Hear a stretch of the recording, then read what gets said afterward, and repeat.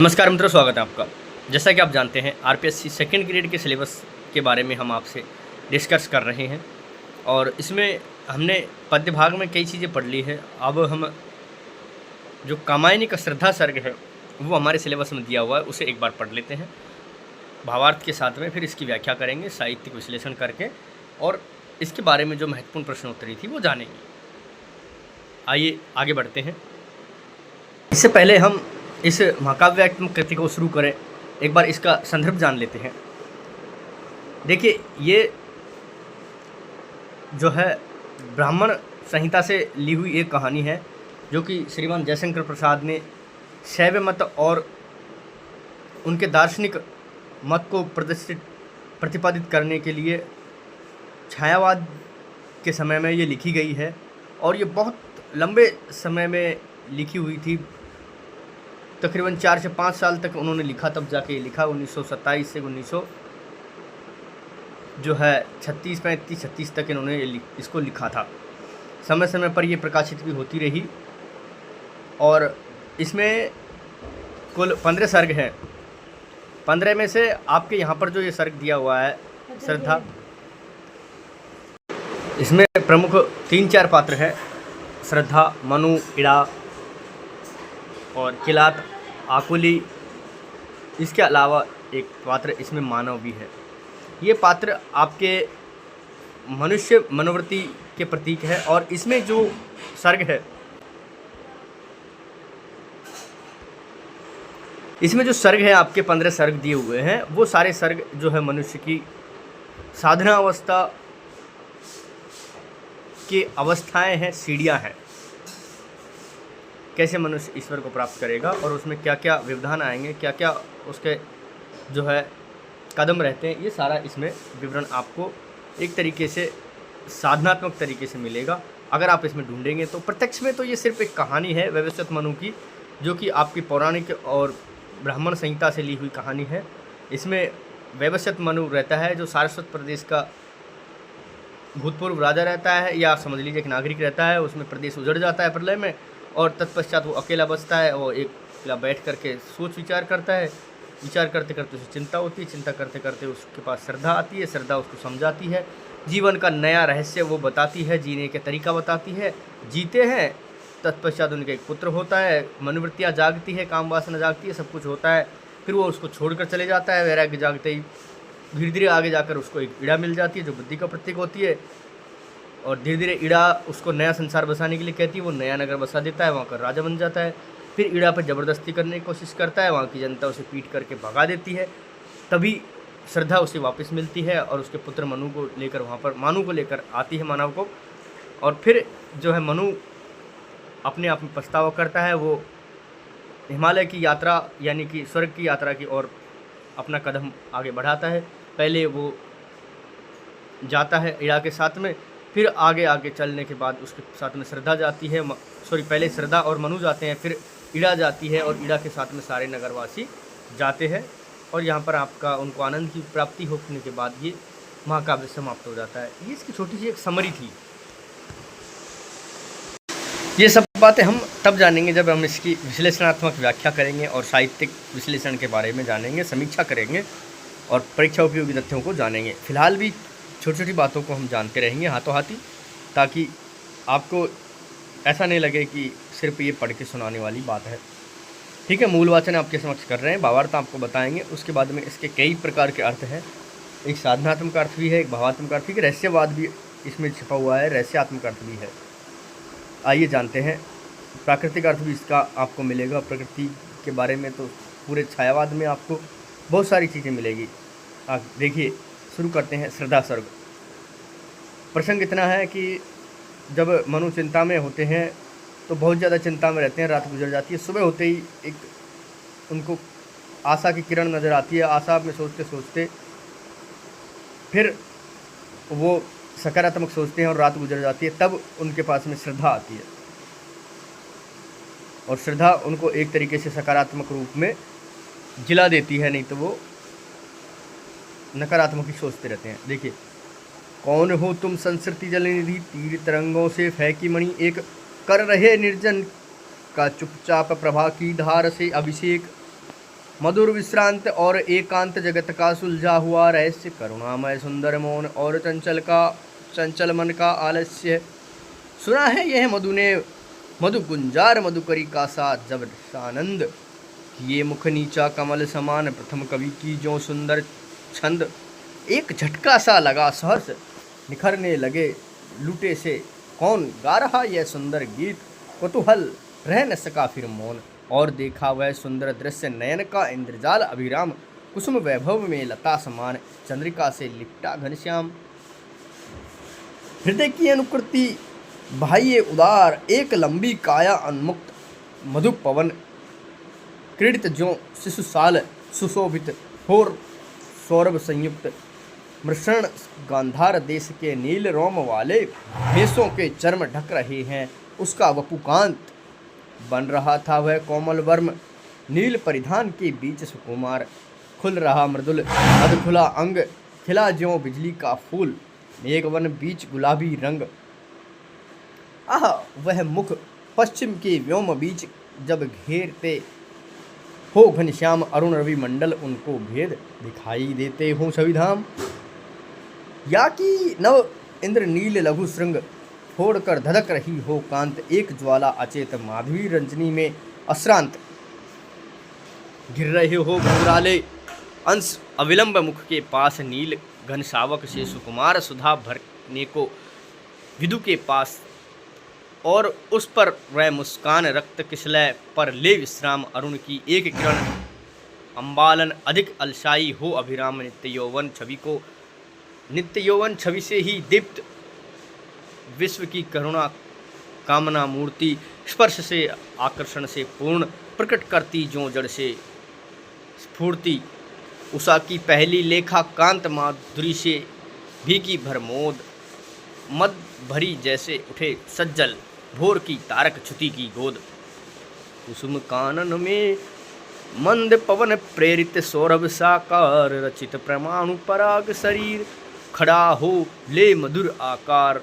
हो पड़ती हो उस पर शुभ्र नवल मधु राका मन की साध, हंसी का मद विहल प्रतिबिंब मधुरमा खेला सदृश अभाम अबाध। मनु ने कहा मनु ने नभ में धरण बीच बना जीवन रहस्य निरूपाय, एक उल्कासा जलता भ्रांत शून्य में फिरता हूँ असहाय। शैल निर्झर ने बना हत भाग्य, गले नहीं सका जो हिमखंड, दौड़ कर मिला न जलनिधि अंक आहा। वैसा ही हूँ पाषंड, पहेली सा है जीवन व्यस्त, उसे सुलझाने का अभिमान बताता है विसृत का मार्ग, चल रहा हूँ बनकर अनजान। भूलता ही जाता दिन रात सजल अभिलाषा, कलित अतीत बढ़ रहा तिमिर गर्भ में नित्य, दीन जीवन का यह संगीत। क्या कहूँ मैं उद्भ्रांत विवर में नील गगन के आज वायु की भटकी एक तरंग, शून्यता का उजड़ा सा राज, एक स्मृति की स्तूप अचेत ज्योति का धुंधला सा प्रतिबिंब, और जड़ता की जीवन राशि सफलता का संचलित विलंब। अब बात परिचय की आ जाती है। देखिए श्रद्धा पूछ रही मनुष्य, कौन हो तुम बसंत के दूत विरस पतझड़ में अति सुकुमार, घन तिमिर में चपलता की रेख तपन में शीतल मंद बयार, नखत की आशा किरण समान हृदय के कोमल कवि कांत, कल्पना की लघु लहरी दिव्य कर रही मानस हलचल शांत, कहने लगा कहने आकंतुक व्यक्ति मिटा उत्कंठा सविशेष, दे रहा हो कोकिल सानंद सुमन को ज्यों मधुमेह संदेश। भरा था मन में नव उत्साह, सीख लूँ ललित कला का ज्ञान, इधर रही गंधर्व देश पिता की हूँ प्यारी संतान। घूमने का मेरा अभ्यास बढ़ा था मुक्त व्योम तल नित्य, कुतूहल खोज रहा था व्यस्त हृदय सत्ता का सुंदर सत्य। दृष्टि जब जाती हिमगिर की और प्रश्न करता मन अधिक अधीर, धरा की यह सिकुड़न वह बीत, आह कैसी है क्या पीर। मधुरमा में अपने ही मौन एक सोया संदेश, महान सजग हो रहा था संकेत, चेतना मचल उठी अनजान, बढ़ा मन और चले वे पैर, शैल मालाओं का श्रृंगार, आँख की भूख मिटी यह देख, आह कितना सुंदर संभार। एक दिन सहसा सिंधु अपार लगा टकराने, नद तल क्षुब्ध अकेला यह जीवन निरुपाय, आज तक घूम रहा विस्त्रभ। यहाँ देखा कुछ बलि का अन्न, भूत हित रक्त किसका यह दान, इधर कोई है अभी सजीव, हुआ मन ऐसा मन में अनुमान। देखिए अब आगे बढ़ते हुए श्रद्धा और मनु की बातचीत होती है। श्रद्धा पूछती है, तब से क्यों हो इतने क्लांत, वेदना का यह कैसा वेग, आह तुम कितने अधिक हताश, बताओ यह कैसा उद्वेग। हृदय में क्या नहीं अधीर, लालसा जीवन की निश्चेष, कर रहा वंचित कहीं न त्याग, तुम्हें मन में धर सुंदर वेश, दुख के डर से तुम अज्ञात जटिलताओं का कर अनुमान, काम से झिझक रहे हो आज भविष्य से बनकर अनजान, कर रही लीलामय आनंद महाचित्त सजग हुई सी व्यक्त, विश्व का अनमिल अभिराम इसी में सब होते अनुरक्त, काम मंगल से मंडित श्रेष्ठ सर्ग, इच्छा का है परिणाम, तिरस्कृत कर उसे को तुम भूल, बताते हो असफल भवधाम, दुख की पिछली रजनी बीज, विक्षता सुख का नवल प्रभात, एक पर्दा यह जीना नील छिपाए है जिसमें सुखगात, जिसे तुम समझते हो अभिशाप जगत की ज्वालाओं का मूल, ईश का वह रहस्यवर्धन कभी मत इसको जाओ भूल, विषमता की पीड़ा से व्यक्त हो रहा स्पंदित विश्व महान, यही दुख सुख का विकास का सत्य, यही भूमा का मधुमय दान, नित्य समरसता का अधिकार, उमरता कारण जल दीप समान, व्यथा से नीली लहरों के बीच बिखरते सुख, मणि में विद्यमान लगे कहने मनु सहित विषाद। मनु अब कह रहे हैं, देखिए, मधुर मारुत से उत्साह से अधिक उत्साह, तरंग अबाध उठाते मानस से असविलास, किंतु जीवन कितना निरुपाय, लिया है देख नहीं संदेह, निराशा है जिसका कारण, सफलता का वह कल्पित गेह, कहा आगंतुक ने सहसे, अरे तुम इतने हुए अधीर। फिर वापस श्रद्धा कहती, अरे तुम इतने हुए अधीर, हार बैठे जीवन का दाव, जीतते मरकर जिसको वीर, तप नहीं केवल जीवन सत्य, करुण यह क्षणिक दीन अवसाद, तरल आकांक्षा से भरा सो रहा आशा का आह्लाद, प्रकृति के यौवन का श्रृंगार करके कभी न भूल, कभी न बासी फूल, मिलेंगे वे जाकर अति शीघ्र, आह उत्सुक है उनकी धूल, पुरातनता का यह निर्मोक, सहन करती न प्रकृति एक पल, नित्य न्यूनता का आनंद किए है परिवर्तन में टेक, युगों की चट्टान पर सृष्टि डाल पद चिन्ह चली गंभीर, देव गंधर्व असुर की पंक्ति अनुकरण करती उसे अधीर, एक तुम यह विस्तृत भूखंड, प्रकृति वैभव से भरा अमंद, कर्म का भोग का कर्म, यही जड़ का चेतन आनंद, अकेले तुम कैसे असहाय, यजन कर सकते तुच्छ विचार, तपस्वी आकर्षण से हीन कर सके नहीं आत्म विस्तार, दब नहीं रहे हो अपने ही बोझ से, खोजते नहीं कहीं अविलंब, तुम्हारा सहचर बन न सका क्या न ऊर्ण ओहूँ मैं बिना विलंब, समर्पण लो सेवा का सार, सजल संस्कृति का यह पतवार, आज से ही ये जीवन उत्सर्ग, इसी पद तल में विगत विकार, दया माया ममता लो आज मधुरिमा लो अगाध विश्वास, हमारा हृदय रत्न निधि स्वच्छ तुम्हारे लिए है खुला है पास, बनो संस्कृति के मूल रहस्य, तुम्ही से फैलेगी वह बेल, विश्व भर सौरभ से भर जाए सुमन के खेलो सुंदर खेल, और यह क्या तुम सुनते नहीं विधाता का मंगल वरदान, शक्तिशाली हो विजयी बनो विश्व में गूंज रहा यह जयगान, डरो मत अरे अमृत संतान, अग्रसर है मंगल में वृद्धि, पूर्ण आकर्षण जीवन केंद्र, खिंच जावेगी सकल समृद्धि, देव असफलताओं का ध्वंस, प्रचुर उपकरण जुटाकर आज पड़ा है बन मानव संपत्ति, पूर्ण हो मन का चेतन राज, चेतनता का सुंदर इतिहास, अखिल मानव भावों का सत्य विश्व के हृदय पटल पर दिव्य अक्षरों से अंकित हो नित्य। विधाता की कल्याणी सृष्टि सफल हो इस भूतल पर पूर्ण, पटे सागर बिखरे गृह कुंज और ज्वालामुखियाँ हो चूर्ण, उन्हें चिंगारी शद्र शद्र सदर कुचलती रहे खड़ी सानंद। आज ये मानवता की कीर्ति अनिल भूजल में रहे न बंद। जल निधि के फूटे उच्च द्वीप कुपिच डूबे उतराए, किंतु वह खड़ी रहे दृढ़ मूर्ति अभ्युत कर रही उपाय। विश्व की दुर्बलता बल बने पराजय का बढ़ता व्यापार, हंसता रहे उसे सव्यास शक्ति का क्रीड़ामय संसार। शक्ति के विदुकण जो व्यस्त विकल बिखरे हैं हो निरुपाय, समन्वय उसका करे समस्त। विजयनी मानव रे हाय, विजयनी मानवता हो जाए। यहाँ पर होता है आपका समाप्त श्रद्धा सर्ग, और हम इसकी एक एक लाइन की एक एक छंद की व्याख्या देखेंगे।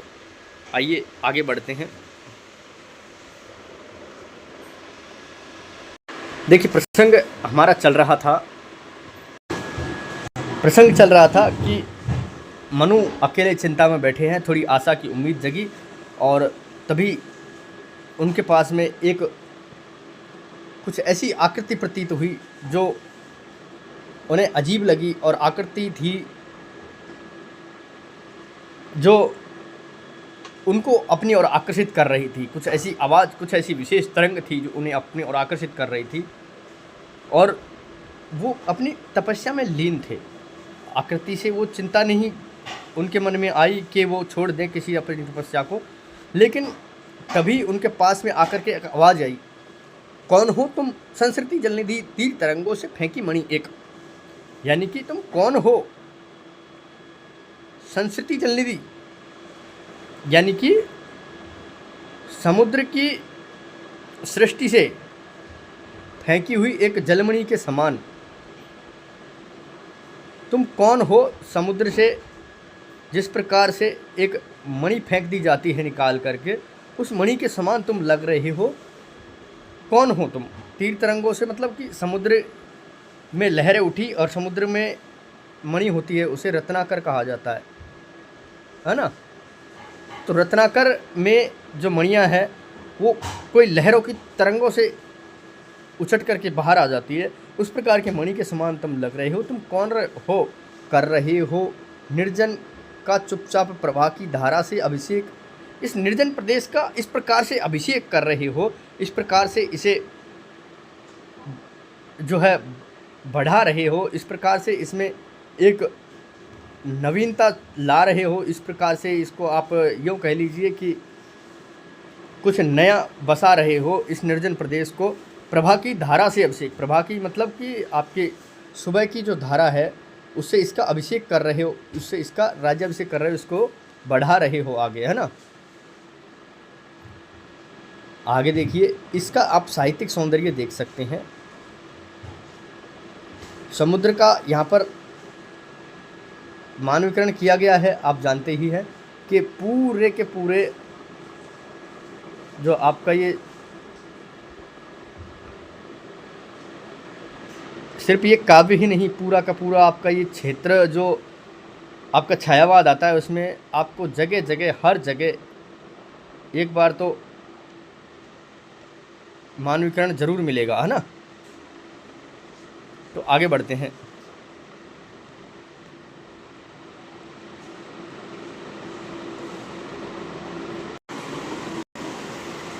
ठीक है, आगे देखिए आप, मधुर विश्रांत और एकांत जगत का सुलझा हुआ रहस्य, एक करुणामय सुंदर मौन और चंचल मन का आलस्य।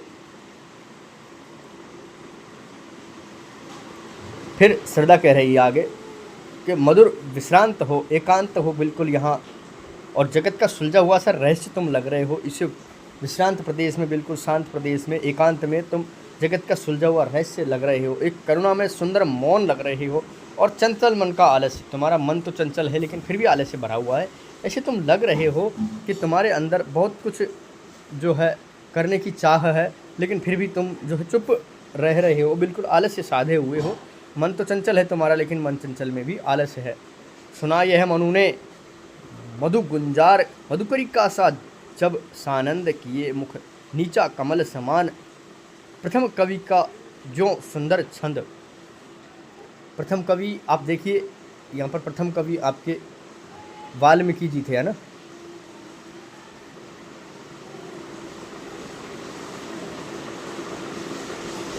वाल्मीकि जी को आप जानते ही हैं। प्रथम कवि वाल्मीकि जी की प्रथम रामायण जो थी वो रामायण थी, और ये सुंदर छंद उन्हीं के रामायण में से निकले हुए थे। और ये कह रहे हैं कि मधु ने ऐसा सुना कि मधुर गुंजार हुआ है मधुकरी का सा जब सानंद। मधुकरी होती है एक भंवरे का जो स्त्रीलिंग होता है ना, उसे हम मधुकरी कह सकते हैं कि भंवरी। उसका आनंद के साथ में जो गुंजार था, ऐसा मनु ने सुना। जो अभी आपने पढ़ा कि श्रद्धा पूछ रही थी तुम कौन हो, चंचल मन के आलस्य से लग रहे हो, समुद्र से फेंकी हुई मणि के समान लग रहे हो। और जब ये सुना मनु ने, तो मनु को ऐसा लगा कि कोई बहुत ही मधुर गुंजार हो मधुकरी का, यानी कि भंवरी का बहुत मंजूर आनंद के साथ में गुंजार हो, और मुख कमल नीचा किए हुए जो है प्रथम कवि का छंद हो। मतलब आपके वाल्मीकि जी मुख नीचा करके और प्रथम कवि जो छंद गा रहे हैं, मान साध साध क्रौंच में तुंद्रतांत, जो वो वाला छंद है, उसको मुख नीचा करके गा रहे हो, है ना। ऐसा लग रहा है श्रद्धा का जो है ये गान, श्रद्धा का जो ये पहला वर्ण उनके मुंह से जो सुना उन्होंने, वो। आगे बढ़िए, आगे देखिए। एक झटका सा लगा, शहर से निखरने लगे लुटे से कौन गा रहा ये सुंदर गीत। कुतूहल रह न सका फिर मौन, और देखा वह सुंदर दृश्य नैन का इंद्रजाल अभिराम। कुसुम वैभव में लता समान चंद्रिका से लिपटा घनश्याम। अब मनु को देख करके रहा नहीं गया, और वो जो सुंदर आकर्षण था श्रद्धा का, उसके बारे में यहाँ पर विवरण देंगे अभी जयशंकर प्रसाद जी। देखिए क्या कह रहे हैं। एक झटका सा लगा सहर्ष। सहर्ष का मतलब होता है ना ही तो कोई दुख और ना ही कोई ज़्यादा सुख की अनुभूति, एक अजीब सा जो है आनंद जो आपका होता है, निष्पक्ष सा आनंद, दुख सुख से परे। निखरने लगे लुटे से, कहने का अर्थ है कि जो ये क्षेत्र लुट गया था और पूरे आनंद लुट गए थे, वो निखरने लगे हैं थोड़ा। गा रहा है सुंदर गीत, कौन सुंदर ये गीत गा रहा है। कौतूहल रह न सका, अब कौतूहल बढ़ता जा रहा है मनु का, वो कौतूहल चुप नहीं रह सकता मनु, और वो पता करने की कोशिश करते हैं कि कौन गा रहा है ना। और देखा वह सुंदर दृश्य नैन का इंद्रजाल अभिराम।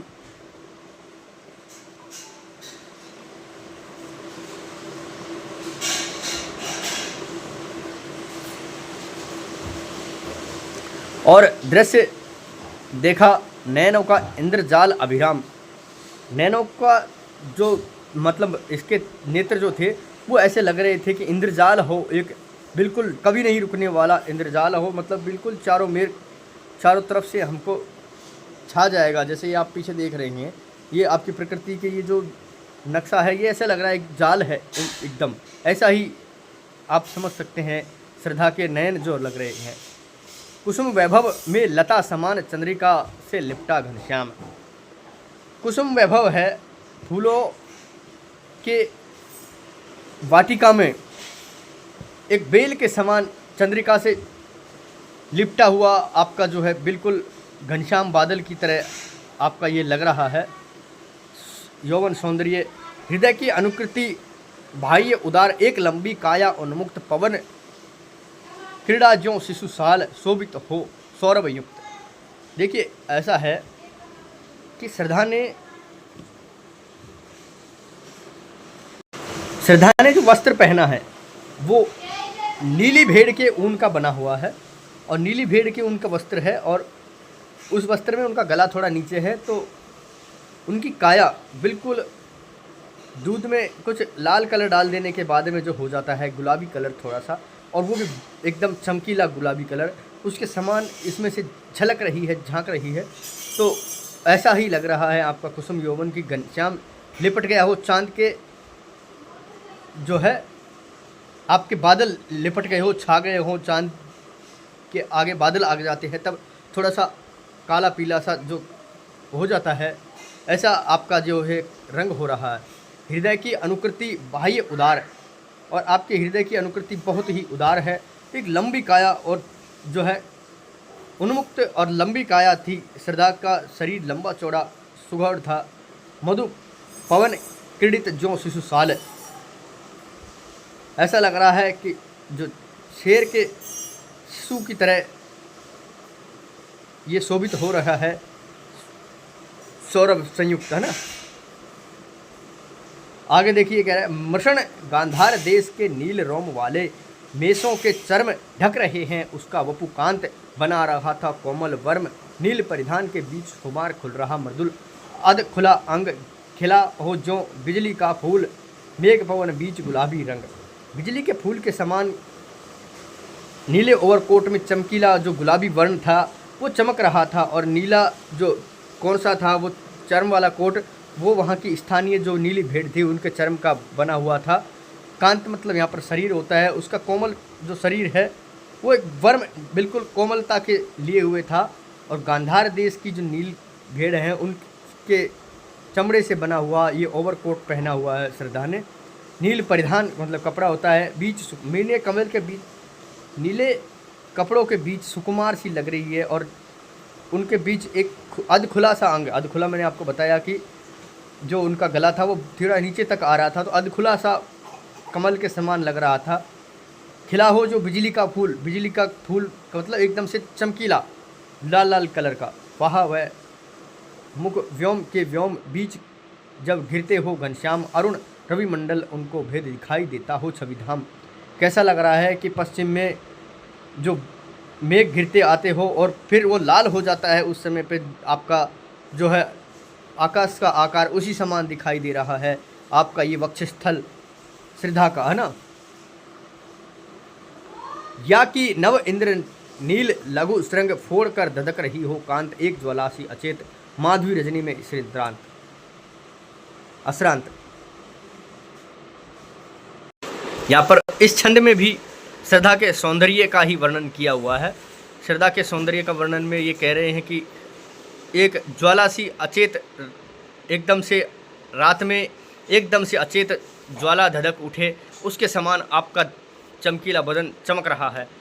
गिर रहे थे घुंघराले बाल अंश अवलंब मुख के पास घुंघराले बाल घिर रहे थे, और ऐसा लग रहा था कि नील घन सावक से सुकुमार सुधा भरने को विपु के पास। बाल ऐसे लग रहे थे जैसे आपका ये नीला कोट था, और नीले जो है घन शावक, जो आपके काले बादल जो है वो नीले चंद्रमा के पास में और जल भरने गए हों, ऐसा लग रहा है। क्या मानवीकरण है, क्या प्रकृति का मानवीकरण है, आप देखिए। और उस पर वह मुस्कान रक्त किसलय ले विश्राम, अरुण की यह किरण अम्लान अम्लान अधिक अलसाई से हो अविराम। और उस पर भी ये मधुर मुस्कान बहुत अच्छी शोभा दे रही है। और रक्त पर ये जो पत्तियों करुणा, ये जो आपकी कोमल किसलय को कहते हैं, आपकी पत्तियों को कोमल जो कमल की पत्तियां है उनके समान विश्राम ले रही है। अरुण यानी लाल किरणों का जो है ऐसा प्रतीत हो रहा है बदन आपका कि लाल किरणों में छाया हुआ आप आसमान हो, और उस पर भी अलसाई सी काया हो, है ना। नित्य यौवन छवि से ही दीप्त विश्व की करुण कामना मूर्ति, स्पर्श से आकर्षण से पूर्ण प्रकट करती जो जड़ से स्फूर्ति, जड़ में स्फूर्ति प्रकट कर रही हो, ऐसी कामना की आपकी मूर्ति है। विश्व की पहली कामना किरण लग रही है आपकी ये जो छवि है, मूर्ति है एकदम। उषा की पहली लेखा कांत माधुरी से भीग कर मोद मद भरी जैसे उठे सज्जल भोर तारक विद्युत। यहाँ पर श्रद्धा का सौंदर्य दिया हुआ है आगे तक, है ना। और पड़ती हो उस पर शुभ्र नवल मधुर राका, मन की साध हंसी का अद्विहल प्रतिबिंब मधुरिमा खेल सदृश आबाद। एकदम से ऐसे पड़ रहा हो चांदनी के ऊपर शुभ चांदनी पड़ रही हो उस मुख पर, और हंसी में अविहल प्रतिबिंब आपका ऐसा लग रहा है, मुद्रिमा खेल रही हो।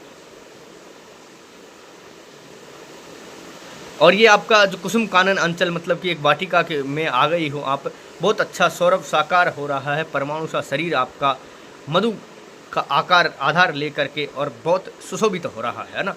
कैसी कैसी कल्पनाएं देखी है यहाँ पर कवि ने कि आप सोच भी नहीं सकते, और एक एक शब्द का आप चाहे तो 4-4, 5-5 अर्थ लगा सकते हैं। फिलहाल आपको मैं भावार्थ ही समझा रहा हूँ, है ना। एक बार देख लीजिए भावार्थ आप यहाँ पर थोड़ा सा।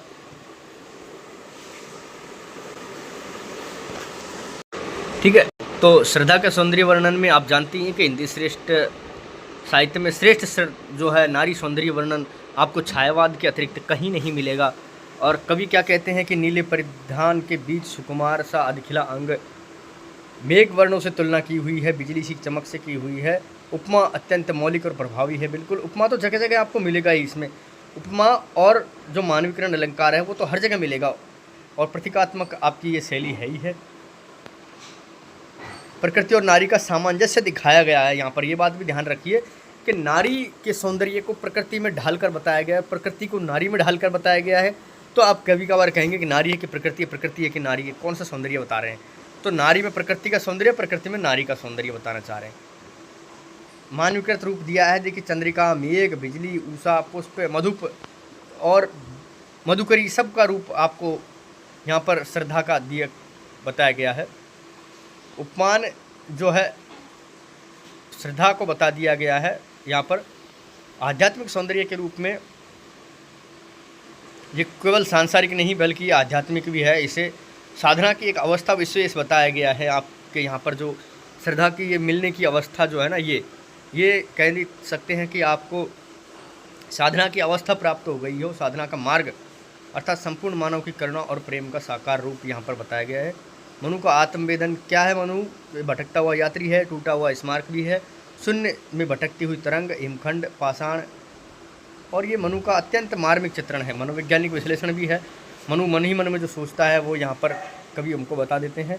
पूरा प्रसंग आधुनिक मनोविज्ञान से ओतप्रोत है, बिल्कुल है। देखिए अवसाद में उल्का, आपको जो उल्का दी हुई है अवसाद है एक तरीके से। अकेलापन शून्यता में फिरता हूँ अविषय यहाँ पर दिया हुआ है। अस्तित्व संकट में है, कहाँ पर? पहली सा है जीवन व्यस्त इन पंक्तियों में। प्रतीकात्मक स्वरूप ये श्रद्धा का क्या क्या है? वह प्रतीक है प्रेम का, आस्था का, विश्वास का, संवेदना का, ऊर्जा का। मनुष्य निराश हो जाता है तो श्रद्धा ही उसे जीवन में अर्थ देती है। आशा का प्रतीक भी आपके यहाँ पर श्रद्धा ही माना गया है। दार्शनिक पक्ष में क्या है देखिए, एक बार दार्शनिकता देख लेते हैं।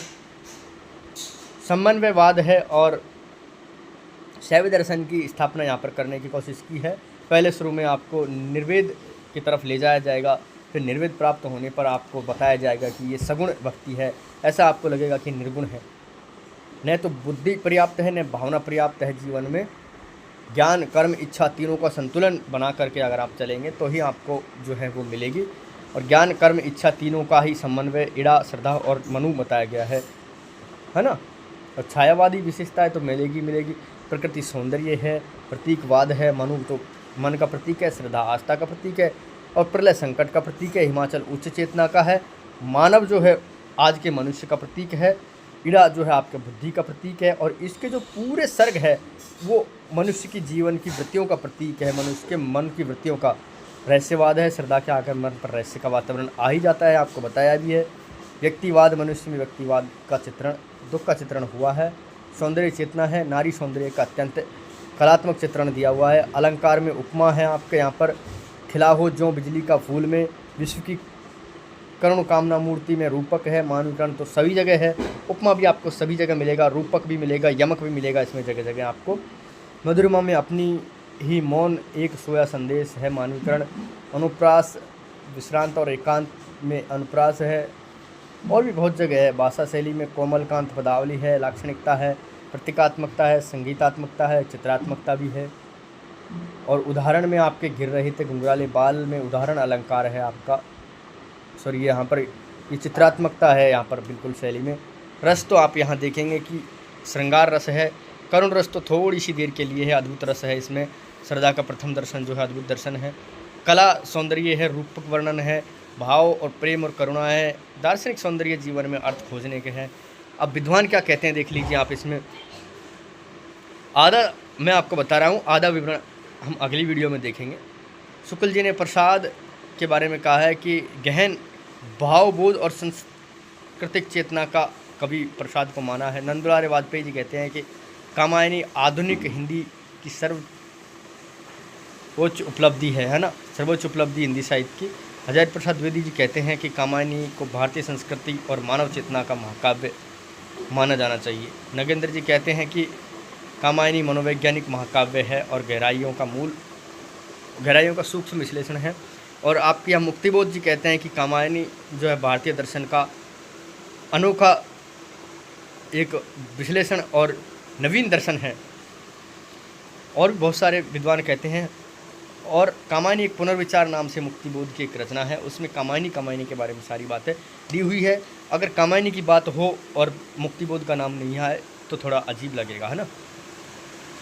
नारी सौंदर्य का अद्वितीय चित्रण है, प्रतीकात्मकता की सरलता भी है, गहन मनोविज्ञान है, दर्शन की गहराइयाँ भी है, काव्यात्मक भाषा है, छायावादी सौंदर्य चरम विकास पर है, बिल्कुल संकृष्ट भाषा है, हो सकता है सीमा में इसका मान सकते हैं यहाँ पे। कुछ स्थानों पर द्रूहता है थोड़ी सी, मतलब ऐसे जो शब्दार्थ है वो थोड़ा ज़्यादा ही जटिल हो जाते हैं। जैसे आपने मुझे भी देखा होगा, शब्दार्थ में करता था, लेकिन करते करते बीच में 2-4 शब्द ऐसे आ गए जो आपके प्रसंग से बाहर चले जाते हैं। ऐसा दार्शनिक जटिलता तो है ही है, लेकिन दार्शनिक जटिलता को सुलझाना जो है व्याख्याकार का काम है, इसमें कोई बड़ी बात नहीं है। सामान्य पाठक के लिए तो कठिनता है, बिल्कुल है। आप और हमारे जैसे आदमी के लिए कठिनता हो जाती है, सामान्य पाठक के लिए तो होगी ना। फिर भी सीमाएं हों, लेकिन महान काव्य है, महाकाव्य है, कोई इसमें दो राय नहीं है। ठीक है, अब आगे आप अगले जो वीडियो है इसमें देखेंगे। इसका सारांश हमने यह देख लिया है, सौंदर्य देख लिया है,